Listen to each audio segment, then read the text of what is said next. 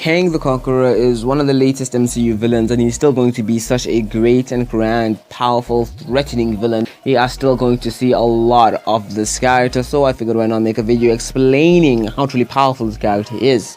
Like, share, subscribe, comment down below, and any thoughts you have about this video. Now, let us go through a couple categories which will help us properly determine the power of this character.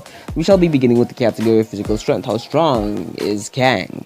Well, from being completely and utterly honest, based on the feats of physical strength and speed we have from him, obviously primarily focusing from the feats we got from Ant-Man and the Wasp Quantumania, his physical strength and speed don't seem to be at the level you'd really hope them to be at. He is at best, in my opinion, possibly around superhuman levels of physical strength and speed, most likely slightly above that. But then on top of that, you have obviously his durability. His durability is something else entirely, given that he's capable of taking attacks from a variety of different characters and not be drastically affected by them. He's capable of taking Wasp's attacks and just not even really being affected by them. He's capable of taking attacks from Ant-Man and a Giant Man.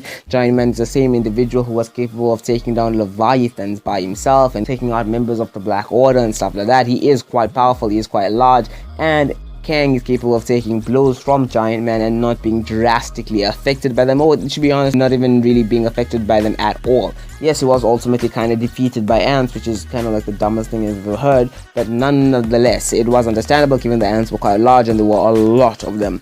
Kang is still quite incredibly durable with obviously his suit, which allows him to take a lot of damage and barely be affected by the actual damage, and then his natural body on its own is actually quite durable.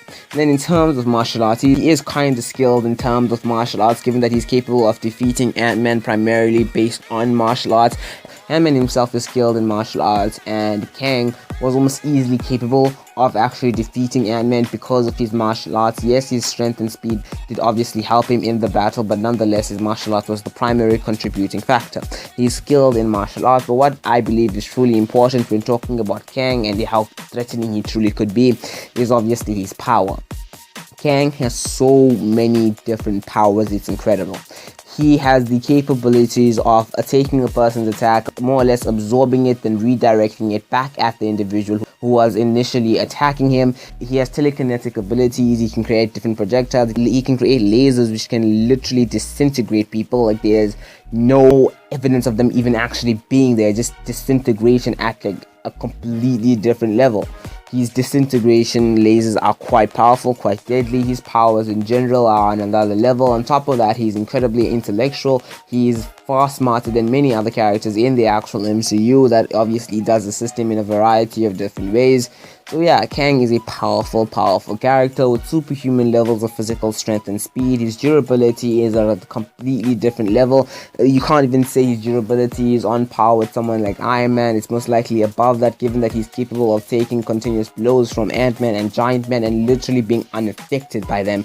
Giant Man took out Leviathans, guys. His durability is incredible. And then obviously on top of all of that, his powers are on their own a completely different breed of power. Telekinesis, reabsorption and redirection of power, projectiles, disintegration lasers, and obviously the ability to create kind of shockwaves which can literally push back Ant-Man or Giant Man, which again is a phenomenal feat to consider given the strength, power and size of Giant Man. Yes, Kang, one of the future villains of the MCU, is actually quite powerful and should never be underrated based on what we've seen already in Ant-Man and the Wasp Quantumania. He is still going to be a massive threat, and this little image of Ant-Man shows that he is incredibly powerful.